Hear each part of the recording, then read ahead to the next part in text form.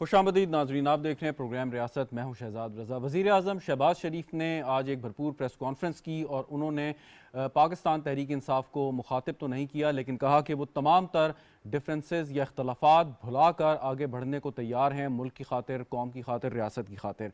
वज़ीर आज़म शहबाज शरीफ साहब जब ये बात कर रहे थे तो इससे पहले एक बरतानवी अखबार ने उनके ख़िलाफ़ जो 2019 में एक ख़बर की थी कि उन्होंने कि मुबैना तौर पर सैलाब ज़दगान के लिए जो फ़ंड्स आए थे उसमें कोई करप्शन हुई है और उसमें वज़ीर आला को बराह रास्त उस वक़्त मुलव्वस करने की कोशिश की गई थी। उस अखबार ने माफ़ी मांगी और आज उस पर काफ़ी खुलकर तबसरा किया वज़ीर आज़म ने और कहा कि अखबार ने माफ़ी मांगी, लेकिन ये सारी की सारी प्रोपेगेंडा जो मुहिम थी ये इमरान ख़ान के ज़रिए चलवाई गई थी और इमरान ख़ान ने उस अखबार को ये मवाद फराम किया, सच्चा झूठा, और जिसके बाद अब ये हकीकत जब आश्कार हुई तो उस अखबार ने माफ़ी मांग ली।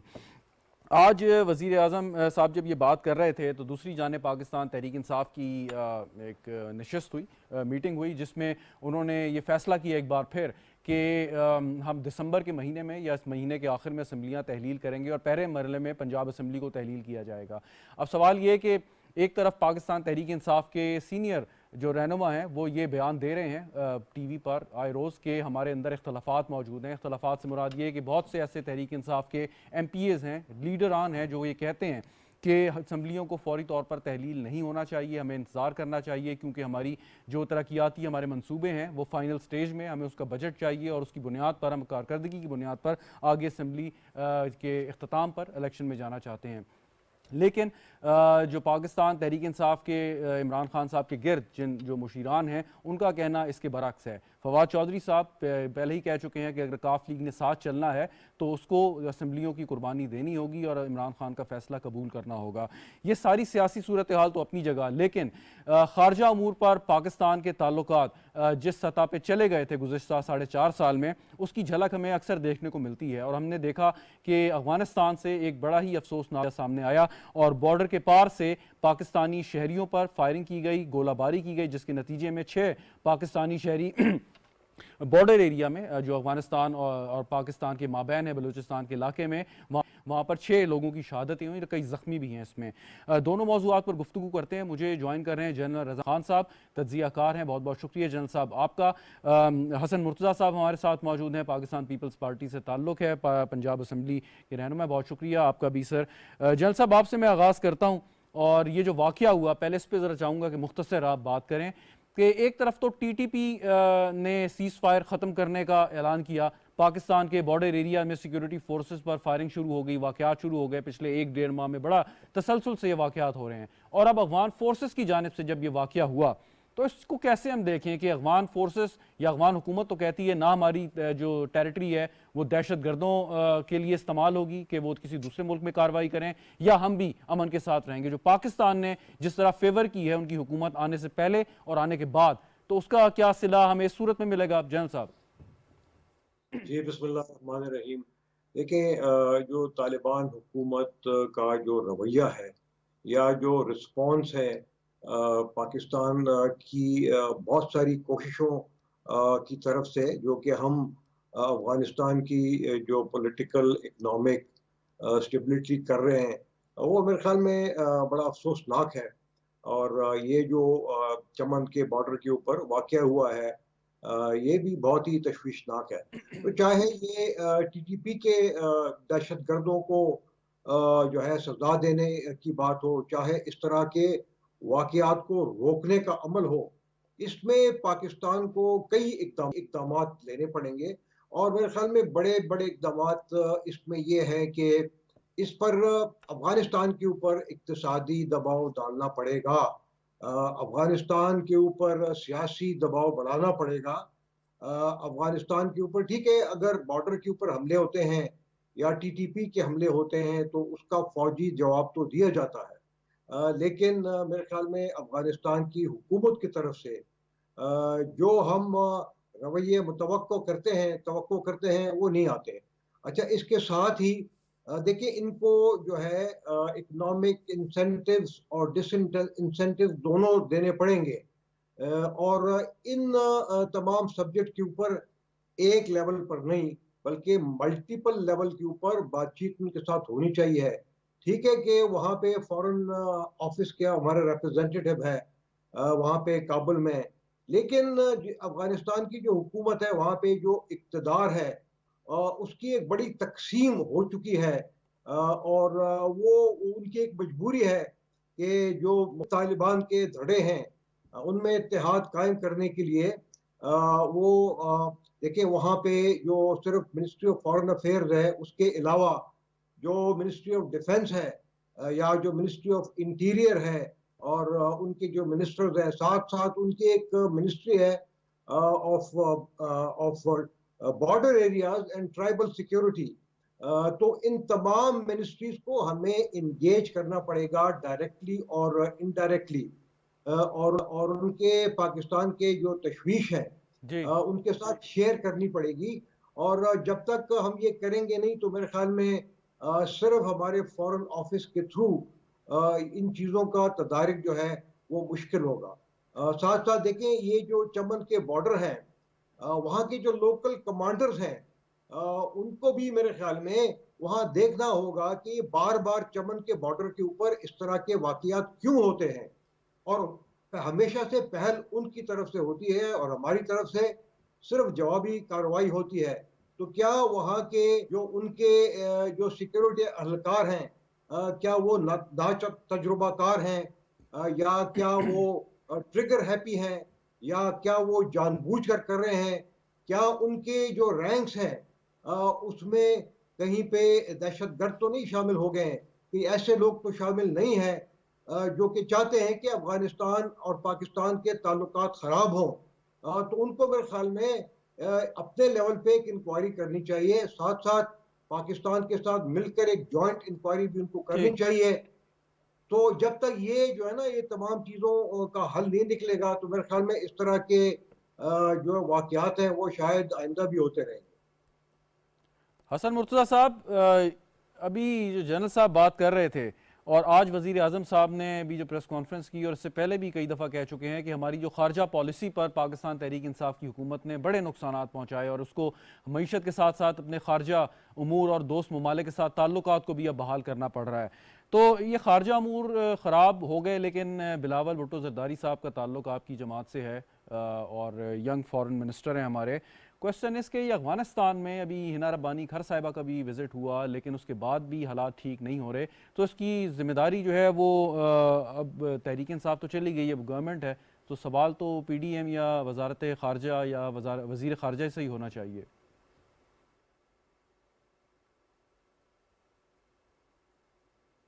हसन मुर्तज़ा साहब, आवाज़ आ रही है आपको? राब्ता शायद मुनक़ता हो गया समृता साहब। जनरल साहब, अब क्वेश्चन है कि अफ़गानिस्तान में हुकूमत आई और ये एक इम्प्रेशन या ख्याल था या खुशफहमी थी कि अब पाकिस्तान को वहाँ से जो पहले मसाइल हो रहे थे अब वो पेश नहीं आएंगे। ईस्टर्न बॉर्डर हमारा पहले ही जो है वो मुख्तलिफ तनाज़ात का शिकार है भारत की वजह से, और अब अगर वेस्टर्न बॉर्डर पर भी ये शुरू हो गया तो हम तो बीच में सैंडविच बन जाएंगे। जनरल साहब। या बिल्कुल लेकिन देखें जिस तरह मैंने पहले अर्ज किया, देखिए जो सुप्रीम लीडर है, रिलीजियस लीडर अफगानिस्तान से, मुझे नहीं मालूम कि हमने उस लेवल के ऊपर कितना उनके साथ कांटेक्ट किया है कि नहीं। मैं हैबतुल्लाह अखुंज़ादा साहब की बात कर रहा हूँ। उसके साथ साथ देखिए अफगान जो प्राइम मिनिस्टर है उनके मिस्टर हसन अखुंज़ादा, उनके साथ भी डायरेक्टली हमें अपने कंसर्न जो है वो उठाने चाहिए और हमें उनसे ये रिक्वेस्ट करना चाहिए कि अगर यहाँ से सीनियर मोस्ट लेवल के ऊपर विजिट्स होते हैं तो उनकी तरफ से भी रिटर्न विजिट जरूर होने चाहिए। इंटरनल सिचुएशन अगर TTP वाले वहाँ पे अफगानिस्तान में रह रहे हैं तो वो वहाँ पे सिराजुद्दीन हक्कानी साहब की रिस्पॉन्सिबिलिटी है, क्योंकि उनकी जो मिनिस्ट्री है वो इंटरनल सिचुएशन को कंट्रोल करते हैं। तो उनके साथ भी डायरेक्टली हमें हमारे अपने जो मिनिस्ट्री ऑफ इंटीरियर है उनको जरूर कोई ना कोई बातचीत करनी चाहिए। उनको अगर पाकिस्तान आने की जरूरत पड़े या हमारे इंटीरियर मिनिस्टर को जाने की जरूरत पड़े तो उसको भी देख लेना चाहिए। और साथ साथ इंटेलिजेंस लेवल के ऊपर एक्सचेंज ऑफ इंटेलिजेंस होना चाहिए कि कुछ बॉर्डर्स के जो चेक पोस्ट है उनके ऊपर बार बार हमले क्यों हो रहे हैं। तो मतलब ये it has to be a combination of approaches जिसमें पॉलिटिकल जल डिप्लोमेटिक। साहब बिल्कुल ठीक। मैं आपकी जानिब वापस आता हूँ। जल साहब, रफ़ीक राजवाना साहब हमारे साथ मौजूद हैं, साबिक़ गवर्नर पंजाब। बहुत शुक्रिया राजवाना साहब। अभी बात हो रही थी कि अफ़गानिस्तान से जो एक वाक़या अफसोसनाक हुआ, वहाँ से उनकी फ़ोर्सेस ने गोलाबारी की और 6 पाकिस्तानी शहरी शहीद हो गए, इसमें कई ज़ख्मी हैं। सवाल ये कि हमारा जो ख़ारजा पॉलिसी या ख़ारजा अमूर हैं उसमें जो बिगाड़ आया उसको ठीक करने की ज़िम्मेदारी अब हुकूमत की है। पिछले 8-9 माह में आप समझते हैं कि इसमें कोई खातिर खा बेहतरी आई है या मजीद इस पे काम आप लोगों को दरकार है? राजवाना साहब। लेकिन इससे पहले को बेहतरी तो आ रही थी, और आपने देखा कि इंटरनेशनल फोरम पे भी अफगानिस्तान के बारे में बहुत कुछ कहा गया, हमारे लोगों ने भी कहा। अनफॉर्चुनेटली जो रिसेंट इंसिडेंट हुआ है, जो हमारे चमन के बॉर्डर पर जो हमारे पाकिस्तानी शहीद हुए और कुछ जख्मी हुए, इंतहाई अफसोसनाक है।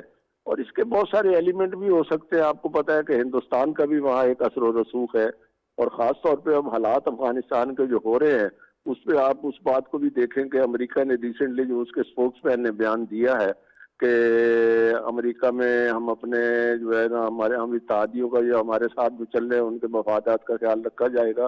तो ये एक इंटरनेशनल इशू है, और इस पर गो हमें इस बॉर्डर पे तो हमें निशाना बनाया जा रहा है, और हमारे लिए बड़ी अलार्मिंग है, और फॉरेन पॉलिसी का बड़ा अमल दखल है। मगर अनफॉर्चुनेटली अफगानिस्तान के बारे में जो फॉरेन पॉलिसी है वो अकेला ना अफगानिस्तान हैंडल कर सकता है, उसमें बहुत सारे और फैक्टर्स भी इन्वॉल्व हैं। और अभी जो अमेरिकन स्टेटमेंट, जिसका मैं स्पोक्समैन की स्टेटमेंट का रेफरेंस दे रहा था, जियो पोलिटिकल सिचुएशन जो है उस पर हमें और भी मेहनत करनी पड़ेगी और बहुत केयरफुल होकर रहना पड़ेगा। अब ये देखें कि दहशत गर्दों के बत्ताखोरी के फोन कॉल्स जो है वो बड़े सरदारों को आ रहे हैं। केपीके में लोग परेशान हैं, सवात में लोग परेशान हैं। तो ये बड़ा अनफॉर्चुनेट है, और आगे इस खिते में फिर सूरत हाल खुदा न खासा क्या पहले की तरह हो जाएगी। क्योंकि मेरा भी यही नजरिया था कि जब अमेरिकन फौजों ने यहाँ से इनखला किया तो अमेरिकन फौज तो चली गई, मगर अमेरिका नहीं गया अफगानिस्तान से, और ये बात अब वाजे होगी उनके स्पोक्समैन की स्टेटमेंट से। तो बड़ा एक कॉम्प्लिकेटेड इशू है, बट इवन देन हमारी आर्म फोर्सेस इसको फाइट आउट करेंगी इंशाल्लाह, और कर भी रही हैं और करेंगी भी जरूर जरूर इंशाल्लाह। अल्लाह ताला फजल करेगा इंशाल्लाह, तो ठीक। बेहतरी होगी इंशाल्लाह। अच्छा, ये बेहतरी तो होगी। खैर ये मौजू हो गया कि जनरल साहब से बात हो रही थी तो उसी के तसलसल मैंने आपसे सवाल किया। असल सवाल जो मैं आपसे करना चाहता, पंजाब असम्बली का मामला है। अब एक तरफ तहरीक इंसाफ में इख्तलाफात भी हैं, परवेज़ इलाही साहब भी मशवरे दे रहे हैं कि असम्बली को तहलील ना करें, दूसरी तरफ इमरान खान साहब बज़ेद हैं। आप क्या देखते हैं कि असम्बली तहलील हो जाएगी? अगर हो जाएगी तो फिर क्या हिकमत अमली होगी PDM की? देखिए, गुजारिश ये है, पीडीएम ने तो अपना फैसला करना है। मैं वैसे तो बतौर एक कारकुन के या साबका पार्लियामेंटेरियन की हैसियत से एक राय दे सकता हूँ। पीडीएम की पॉलिसी के बारे में कुछ नहीं कह सकता, but as far as student politics मैं ये सोचता हूँ कि इमरान खान साहब ने ये एक चाल चली है, और हो सकता है कि इस चाल में वो जो एक आम सा एक शेर होता है कि लो अपने ही जाल में सयाद आ गया, जी। इस तरह की बात हो सकती है कि खुद ही उन्होंने ये एक चाल चली और उस चाल में ये फंसे हुए हैं। अब आपको पता है कि ना ही पंजाब असम्बली के जो लोग तोड़ने वाले हैं, और खासतौर पे वजीर आला, वो खुले लफ्जों में नहीं कह रहे। कभी कोई और वजीर कह देता है कि तोड़ देंगे, कभी इमरान खान साहब कह देते हैं तोड़ देंगे, कभी वजीर आला का बेटा कह देता है तोड़ देंगे, वजीर आला साहब कह रहे हैं कि अभी नहीं, 4 महीने लगेंगे। इसी तरह से केपी के असम्बली के बारे में इनके तर्जमान ने भी कहा कि हमारे अंदर इख्तलाफ है। लेकिन अब तो खुल के बिल्कुल सही बातें कह रहे हैं सामने आ आप गई। राजवाना साहब। सवाल ये कि अभी भी अगर इमरान खान परवेज़ इलाही से अपनी अपनी जो सपोर्ट है वो विड्रॉ कर लें, हटा लें, तो परवेज़ इलाही साहब वज़ीर आला नहीं रह सकते। लेकिन उसके साथ साथ जो वोटों का या जो तनासुब है, PDM मुश्तरका तौर पे भी अपना वज़ीर आला नहीं ला सकती है जब तक काफ लीग ना शामिल हो। तो क्या परवेज़ इलाही साहब को जो माजी में एक ऑफ़र दी गई और उस पर तकरीबन एग्रीमेंट भी हो गया था, वो दोबारा ऑफ़र उनको की जा सकती है? लेकिन जी मैं तो इस बारे में कुछ नहीं कह सकता कि वो जो है पार्टी क़यादत या पीडीएम क्या फैसला करती है, ठीक है जी। तो उससे पहले जो बात आपने की उसकी एक बात मेरी रह गई। देखना यह है, क्या इमरान खान साहब का मसला जो है जनरल इलेक्शन का या दोबारा वजीर आजम बनने का जो ख्वाब देख रहे हैं, सूबाई असम्बलियाँ तोड़ने से हल हो जाएगा? I think no. और खास तौर पे पीडीएम ने एक पॉलिसी स्टेटमेंट दे दिया है कि we are ready to participate in the provincial election in जी। Case those are dissolve. तो मैं ये समझता हूँ कि इमरान खान फिर असम्बली तोड़ने से भी पीछे हट जाएंगे, क्योंकि इमरान खान साहब का मकसद सिर्फ असम्बली तोड़ना नहीं है, उनका मकसद है कि असेंबली तोड़ के मजबूर किया जाए कि नेशनल असेंबली भी तोड़ दी जाए और जी जनरल इलेक्शन की डेट दी जाए। तो मेरी नजर में वाहिद रास्ता है, he should go back to the parliament, वहां बैठ के अपना रोल अदा करे, वहां गुफ्तशुनीद करे, तो शायद कोई रास्ता निकल आए। मुझे एक वक्फा लेना है राजवाना साहब, लेकिन एक आखिरी सवाल आपसे कि अगर जी इमरान खान साहब, आप सही कह रहे हैं कि उनको इलेक्शन चाहिए, लेकिन आप नहीं समझते कि इमरान खान या तहरीक इंसाफ को ये यकीन है कि मौजूदा हुकूमत इस वक्त इतनी मकबूल नहीं है क्योंकि आप लोगों ने बहुत मुश्किल फ़ैसले किए, तो क्या उनका ये मतम नज़र नहीं हो सकता, ये उनका फ़ैसला नहीं हो सकता कि अगर असम्बली जल्दी तहलील हो जाए, जल्दी इलेक्शन हो जाए, सो इस वक्त क्योंकि PDM सियासी तौर पर शायद इतनी मजबूत नहीं, तो हम 5 साल के लिए दोबारा से दोनों सूबों में अपनी हुकूमत जो है बनाने में के काबिल होंगे? नहीं, ये एक बड़ा कॉम्प्लिकेशन हो जाएगी कि अगर ये इन असेंबलियों का इलेक्शन हो जाता है सपोज, इतना आसान भी नहीं है कि अब इमरान खान साहब का वो ग्राफ नहीं है, वो नीचे की तरफ बड़ी तेजी से आ रहा है। अपार्ट फ्रॉम दैट, देखिए ये एक बड़ा कॉन्स्टिट्यूशनल क्राइसिस भी हो सकता है। क्या इन दो असेंबलियों का इलेक्शन आइंदा 5 साल के लिए होगा, और उसके बाद जब नेशनल असेंबली की म्याद खत्म होगी तो वो इलेक्शन होगा, तो क्या सिर्फ नेशनल असेंबली का होगा? जी अगर ये बात चल जाती है तो फिर साला साल यही सिस्टम चलता रहेगा, which is against the provision of the constitution. और अदरवाइज भी मुल्क के सियासी वेरी राइट। निजाम को तोड़ फोड़ के चलाना, तो ये बहुत बड़ा कॉम्प्लिकेटेड इशू। क्या उनकी म्याद उतनी होगी जितना कि अगला जनरल इलेक्शन नेशनल असेंबली का होगा? क्या वो इस साल की या ठीक अक्टूबर ठीक। तक होगी? It's a very difficult question, इसका क्राइसिस पैदा हो सकता है। तो इसीलिए बचने के लिए दूसरी बात ये सारा सारा ये काम चल रहा है इमरान खान साहब की जिद पर। अगर वो जिद छोड़ दें, he should come back to the parliament, तो इंशाल्लाह कोई बेहतरी की उम्मीद की जा सकती है। और बहुत शुक्रिया राजवाना ओके साहब जी, हमारे साथ हाँ, मौजूद थे। नाजरीन, एक वक्फा लेते हैं, वक्फे के बाद दोबारा हाजिर होंगे, साथ रहिएगा।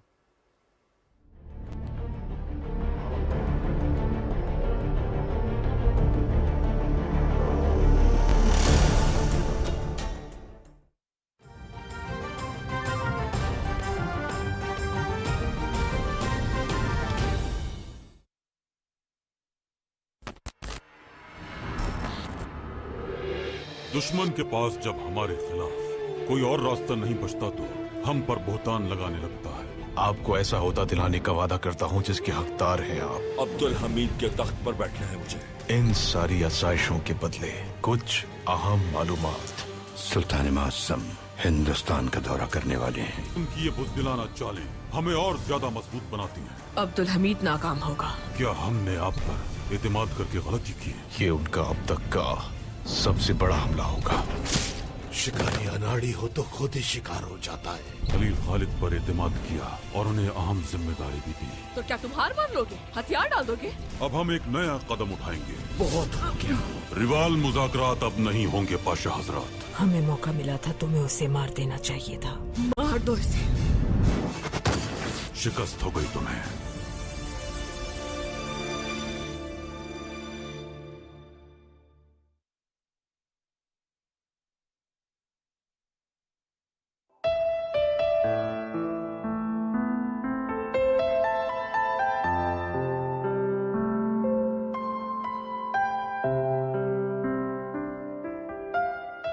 तू शाही है, परवाज है काम तेरा, तेरे सामने आसमां और भी हैं।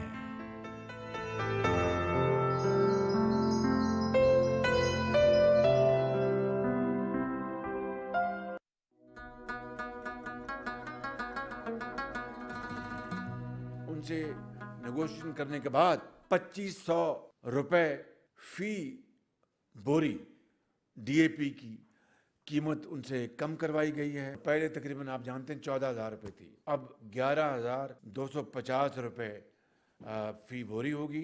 मेरा इरादा है कि ये 58 अरब रुपए जिन्होंने कम करवाए हैं उन वज़रा को और सेक्रेटरीज को बाकायदा पब्लिक रिकग्निशन दी जाएगी, ताकि कौम को पता चले कि ये कौम का पैसा किसान को किस तरह खुशहाल किया जा रहा है। अब वो पैदावार बढ़ाएगा, पर एकड़ यील्ड बढ़ेगी और कितना मुल्क को फ़ायदा होगा।